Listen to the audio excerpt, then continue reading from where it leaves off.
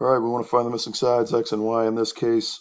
First thing to recognize, we got a 45, 45, 90.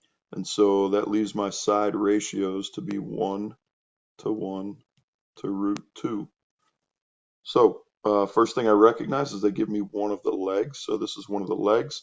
And easy enough, because it's a 45, 45, 90, this side is congruent to this side. So I know that y is equal to the same expression, 3 root 2 over 2.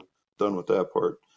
In order to get x, because these are in a ratio of 1 to 1 to root 2, what I need to do is take one of the legs, which has an expression, or which has a length of this big ugly thing, and I need to multiply it by root 2. So this is going to be equal to my hypotenuse.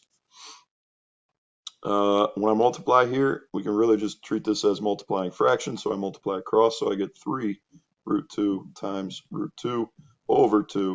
That's equal to x.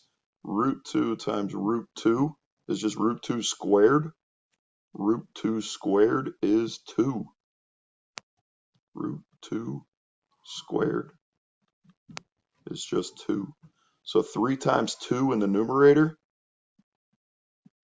and then I got a 2 in the denominator. That's equal to x.